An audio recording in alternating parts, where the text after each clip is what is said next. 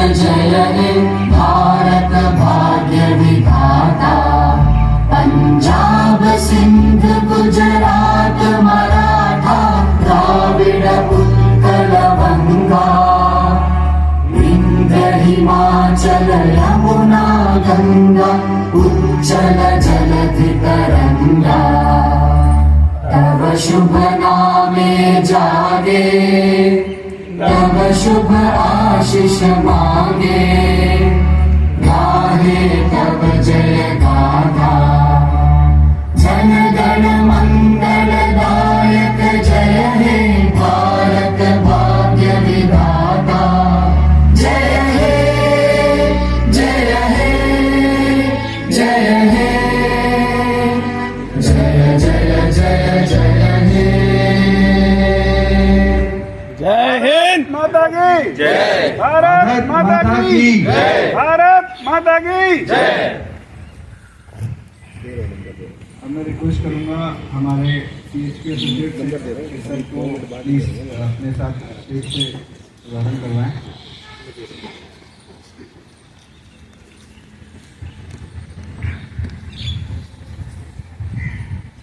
मैं रिक्वेस्ट करूंगा हमारे CHP प्रेसिडेंट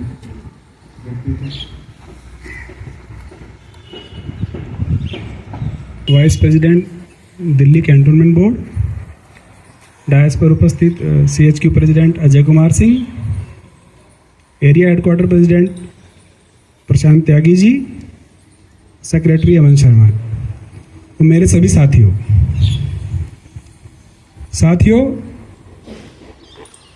जैसा आप सभी को पता है, हमारा ये संगठन 1978 से लगातार अपने एसोसिएट्स के हितों की लड़ाई पूरे जोर शोर से लड़ता रहा है। और किन हितों की लड़ाई?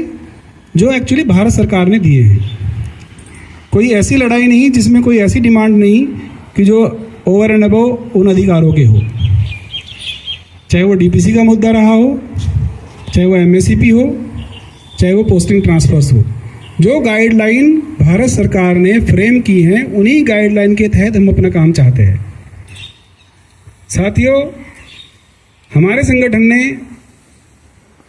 अपने काम के अलावा जब भी देश पर या किसी प्रदेश में कोई ऐसी विपत्ति आई, प्राकृतिक आपदा आई, हम सब लोगों ने बढ़ चढ़कर उसमें हिस्सा लिया।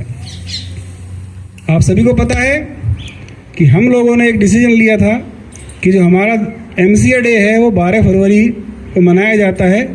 तो हमने एक डिसीजन लिया था कि हम उस MCA डे पे पूरे भारतवर्ष में कोई ना कोई सोशल कार्य करेंगे। चाहे वो किसी गरीब की मदद हो, चाहे किसी अनाथ आश्रम में जाके किन्हीं को जो नीडी पीपल है उनको कोई सामान देना है। तो मुझे बड़ी खुशी है कि पिछले 5-6 वर्ष से ये कार्यक्रम पूरे भारतवर्ष में पूरे जोर शोर से चल रहा है। लास्ट ईयर देखिए, आगरा एरिया ने ब्लड डोनेशन कैंप लगाया। छोटे से एरिया में 36 यूनिट ब्लड डोनेट किया उस दिन। तो मुझे बड़ा गर्व है आप सभी पे कि आप सब लोग अपने अधिकारों के साथ साथ अपने जिम्मेदारी मानते हुए समाज सेवा में भी आगे बढ़ते रहे हैं। सर, हमारा ये संगठन 3 लेवल पे काम करता है: एरिया हेडक्वार्टर, रीजनल हेडक्वार्टर और सेंट्रल हेडक्वार्टर। एरिया हेडक्वार्टर जहाँ पे CWE या चीफ इंजीनियर फॉर्मेशन है वहाँ पे काम करता है। रीजनल हेडक्वार्टर जहाँ पे कमांड चीफ इंजीनियर्स के ऑफिस है वहाँ पे कार्य करता है।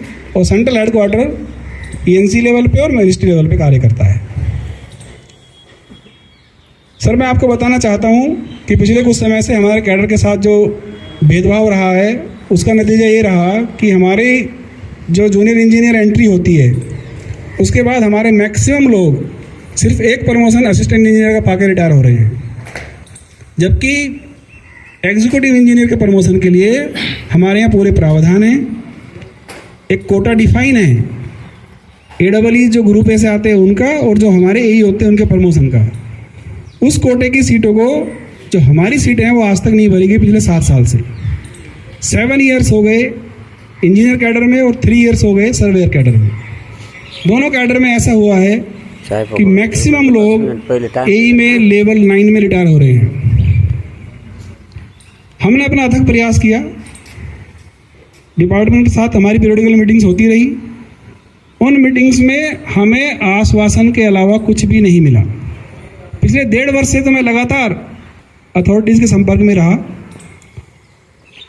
कारण ये है कि जब ई बनते हैं तो दोनों कैडर ग्रुप ए और प्रमोटी मर्ज होकर एक ही सीनियरिटी बनती है, उसी रेशियो में जिस रेशियो में प्रमोट हुए। कोशिश ये की गई कि हमारे वाला पायदान हमेशा खाली रहे, तो जब नेक्स्ट प्रमोशन होंगे ई टू एस सी के, तो वहाँ पे जो अवेलेबल लोग हैं वही प्रमोट होंगे। तो ये इंश्योर किया गया कि हमारे लोगों का प्रमोशन ना हो और ये लोग हम लगातार अपना टाइम से पहले प्रमोशन मिलता रहे। आप देखिए 35 साल की नौकरी करने के बाद एक असिस्टेंट इंजीनियर लेवल 9 में रिटायर हो रहा है और 15 साल की नौकरी वाला AEE लेवल 14 में आज काम कर रहा है। 16-17 साल में HSE स्केल में पहुंच गए हैं।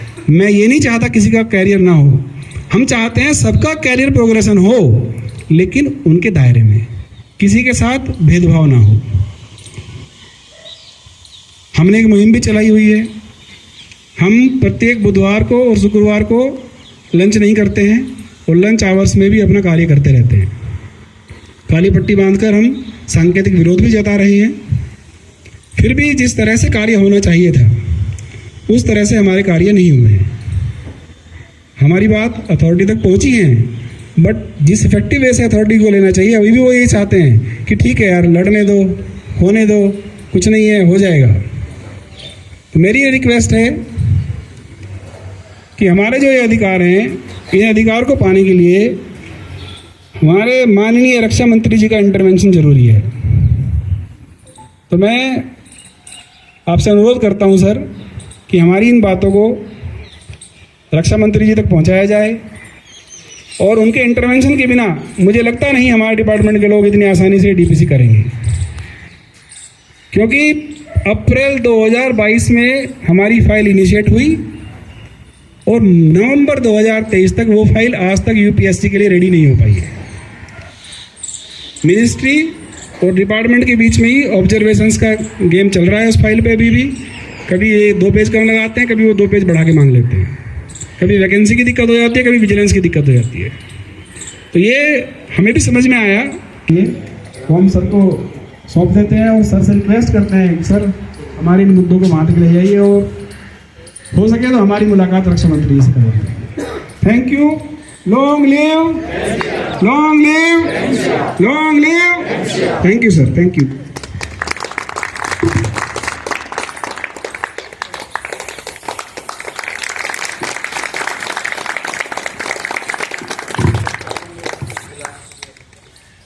पीछे से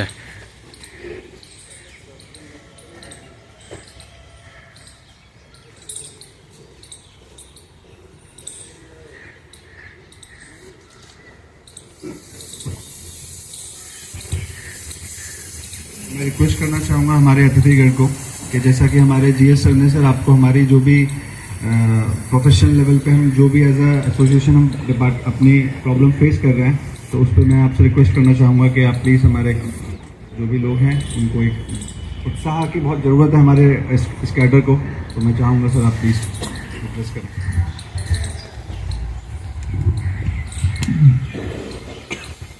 भारत माता की भारत माता की जय। All India MES civilian engineers association CHQ के president AK Singh ji, general secretary Arvind ji, Delhi area के प्रेसिडेंट त्यागी जी, सेक्रेटरी शर्मा जी और यहाँ पर उपस्थित हमारे सभी इंजीनियर्स भाई बंधु बहन, आज आप लोगों के बीच में मुझे आने का मौका मिला है। और मैं जब यहाँ आया, जब इंजीनियर शब्द लिखा देखा तो मैं अपने आप को 2002 में लेके चला गया। 2002 में मैंने 12th किया था और IIT का प्री हो गया था, मेंस में 4 नंबर नहीं आया, तो इसलिए मैं इंजीनियर नहीं बन पाया था। लेकिन आज आप लोग के बीच में उपस्थित हुआ हूँ और भगवान जब कुछ नहीं करते तो कुछ अच्छा सोचते हैं। कि जो भगवान जो करते हैं हमेशा अच्छा ही करते हैं। और 2002 में आईआईटी में नहीं हुआ तो पुनः मैं एयरफोर्स के एग्ज़ाम में गया और एयरफोर्स में सेलेक्ट हो गया और 2003 से लेकर 2016-19 जनवरी तक मैंने भारतीय वायुसेना में सेवा दिया। और जहां सेना की बात आती है वहां एमईएस की बात आती है, क्योंकि सेना तभी चल पाएगी और चलती है जब हमारा एमईएस मजबूत होता है। और एमईएस में स्पेशली जो इंजीनियर्स, मैं ले भी रहा हूं, अभी जिक्र किया हमारे जनरल सेक्रेटरी अरविंद जी ने कि आप लोगों की पोस्टिंग और जिस भाव से हमारे एमईएस के जो इंजीनियर्स लोग काम करते हैं और आर्मी को, डिफेंस को अगर सुदृढ़ करने का काम जिस तरह से आप लोग कर रहे हैं और आप लोगों ने किया है, मैं आप लोगों को यहाँ आश्वासन देने के लिए मैं नहीं आया हूँ, क्योंकि फौज से सीधा मैं भारतीय जनता पार्टी ज्वाइन किया हूँ। तो मैं देश के यशस्वी प्रधानमंत्री नरेंद्र मोदी जी के विचार से और वो जिस तरह से देश के लिए काम कर रहे हैं उनके भाव से प्रेरित होकर मैं भारतीय जनता पार्टी में ज्वाइन किया था, भारतीय जनता पार्टी का सदस्य बना था। मैं आप लोगों को ये बताना चाहता हूँ कि हमारे देश के यशस्वी प्रधानमंत्री नरेंद्र मोदी जी के पास अगर कोई भी बात सही ढंग से पहुँच जाए तो उस पे क्रियान्वयन होना, उसका लागू होना 100% होना है। तो मैं आप लोगों की जो बात है, मैं देश के रक्षा मंत्री जी माननीय राजनाथ जी के पास मैं आप लोगों की बात मैं नहीं रखूंगा, आप लोग ही रखेंगे। मैं आप लोग के साथ आऊंगा, क्योंकि जो बातें आप लोग समझा सकते हैं, कन्विंस कर सकते हैं, उससे अच्छा कोई नहीं समझा सकता। मैंने अभी दिल्ली के जितने बीएसओ हैं, बीएसओ जो 7-8 थे, उन लोगों को मैं 4-5 महीना पहले मैंने रक्षा मंत्री जी के साथ बैठाया था। उनका भी यही समस्या था, कैडर रिव्यू का। और हमारे रक्षा मंत्री जी ने उन बातों को समझा और उसको तुरंत आगे बढ़ाने के लिए उन्होंने आदेश भी दिया। तो उनका भी कैडर रिव्यू जल्द से जल्द होगा और उन पर कार्रवाई भी हो रहा है। तो आप लोगों के बीच में आज उपस्थित होकर आप लोगों की जो कैडर रिव्यू और जो प्रमोशन की जो पॉलिसी है, उस बात को आप लोगों के जो 2-4 लोग, आपके जो प्रेसिडेंट, सेक्रेटरी, आप लोग जो डिसाइड करेंगे, 4 लोगों को आज डेट हो रहा है 16/25 से पहले मैं कोशिश करूंगा कि आप लोगों को राजनाथ जी के साथ, हमारे देश के रक्षा मंत्री जी के साथ बैठाऊं। और मुझे पूर्ण विश्वास है कि जिस तरह से हमारे देश के रक्षा मंत्री जी देश के अपने सेना को मजबूत करने के लिए काम कर रहे हैं, आपको वहां से निराश होकर लौटना नहीं पड़ेगा, इस बात की भी गारंटी दे सकता हूं। ऐसे देश में एक ही गारंटी चल रही है, मोदी गारंटी, तो ये भी मोदी जी की ही गारंटी समझिए आप। हम लोग अगर काम कर रहे हैं तो किस उनके उपलक्ष्य में ही कर रहे हैं, उनके कारण ही कर रहे हैं। तो और कि अगर ये बात सच्चाई है और इस बात में तथ्य है, जितना मैं समझाऊं कि अगर कोई आदमी 30 साल नौकरी किया और जीवन में एक ही प्रमोशन पाए, ये तो कहीं से कोई मतलब अतिशयोक्ति नहीं होती है। क्योंकि फौज में हर एक साल 3 साल 5 साल पे प्रमोशन होता है। एक एयरमैन मतलब सिपाही से भर्ती होता है, फिर 5 साल में लांस नायक बनता है, फिर नायक बनता है, फिर मेजर सूबेदार बनते हैं, फिर मेजर सूबेदार बनते हैं। तो प्रमोशन की पॉलिसी सबके लिए बराबर होना चाहिए। मैं इस बात का आपके साथ पुरजोर समर्थन भी करता हूं। और जैसे हम लोग रक्षा मंत्री जी के पास जाएंगे और अपनी बात रखेंगे, और तो मुझे कोई 1% की भी शंका नहीं है कि ये काम ना हो। और रक्षा मंत्री जी पूर्ण रूप से इन बातों को समझते भी हैं। और देश के जो यशस्वी प्रधानमंत्री नरेंद्र मोदी जी उनका जो दिशा निर्देश में जिस तरह से देश चल रहा है, जिस तरह से सेना का विकास हो रहा है, और सेना का विकास आप लोगों के माध्यम से ही हो रहा है, इंजीनियर्स के माध्यम से ही हो रहा है, क्योंकि जितनी भी क्रांति विश्व में आई है उसमें जो बोला जाता है एक राजनीतिक कारण होता है, धार्मिक कारण होता है, एक होता है शिक्षा का जो कारण, जो शिक्षित लोग हैं उनका एक अलग कारण होता है जिसमें डॉक्टर्स, इंजीनियर्स, राइटर, इन लोगों का अलग योगदान रहता है। तो जो आप लोग MES के लिए और देश के लिए काम कर रहे हैं, 25 तारीख से पहले मैं कोशिश करता हूं कि आप सभी को, मैं जो प्रमुख 4 लोग हैं जो आपकी कमेटी डिसाइड करेगी, और मैं उनको रक्षा मंत्री जी के साथ बैठा के चाय भी पिलाऊंगा और वहां से काम करा के लाने का कोशिश भी करूंगा। आज चूंकि सैटरडे है, सैटरडे का सुबह 7 बजे से निकले, चाय चल रहे, तिवारी भैया साथ में ही है। आज ना ब्रेकफास्ट हुआ है ना लंच हुआ है, भाग ही रहे। और यहाँ के बाद अभी एक कार्यक्रम है हमारे इस क्षेत्र की, जो सांसद बड़ी बहन मीनाक्षी लेखी जी हैं, जो केंद्रीय राज्य मंत्री हैं।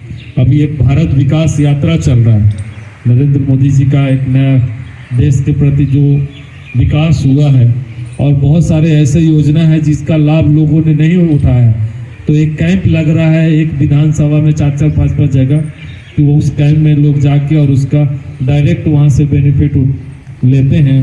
तो आज अभी यहाँ के बाद संजय कैंप, ताज होटल के पीछे में एक बहुत बड़ा कैंप है संजय कैंप, वहीं पे भारत विकास यात्रा है, जिसमें 4 बजे हमारे देश के यशस्वी प्रधानमंत्री नरेंद्र मोदी जी लाइव भी आएंगे। तो ज़्यादा ना बोलते हुए मैं आप सबको धन्यवाद भी करता हूँ कि आपने मुझे इसके लिए चुना, और इसके चुनने के पीछे माँ भगवती का कोई ना कोई रोल होगा, कोई ना कोई भोले बाबा का कारण होगा जो आप लोगों ने चुना है। लेकिन हाँ, मैं पूर्ण विश्वास दिलाता हूँ, पहले के नेता आश्वासन दिलाते थे, लेकिन नरेंद्र मोदी जी आश्वासन पे विश्वास नहीं रखते, नरेंद्र मोदी जी सीधा रिजल्ट पे विश्वास रखते हैं। तो हम लोग भी उनके अनुयायी हैं, उनके रास्ते पे चलते हैं। तो ये रिजल्ट आएगा कि ये जो आपकी समस्या है प्रमोशन की पॉलिसी, कैडर रिव्यू का, ये जल्द से जल्द होगा, और नए साल में हम लोग नए प्रमोशन भी लेंगे। आप सभी को बहुत बहुत धन्यवाद, बहुत बहुत आभार।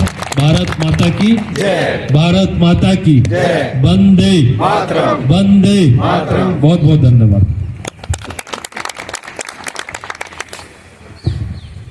मैं प्रेसिडेंट CHP से वोट ऑफ थैंक्स के लिए उनको इनवाइट करना चाहूँगा।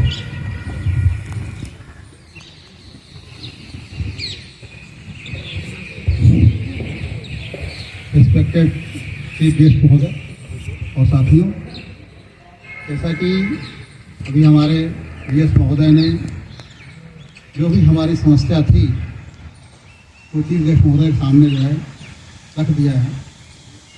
हम ये आशा करते हैं इस गवर्नमेंट ने बहुत पुराने मुद्दे सुलझा दिए जो शायद कभी किसी ने सोचा भी नहीं था। तो एक हमारा ये छोटा सा जो मुद्दा है, जो गवर्नमेंट की निगाहों में छोटा सा है, बट हमारे लिए बहुत बड़ा मुद्दा है, इसको समाधान करने में हमारा सहयोग करेंगे। और आज के दिन अपना कीमती समय निकाल करके जो हमें समय दिया है उसके लिए हम बहुत बहुत धन्यवाद देते हैं। इसी के साथ में हम चाहेंगे कि एक कप चाय हमारे साथ जरूर पी।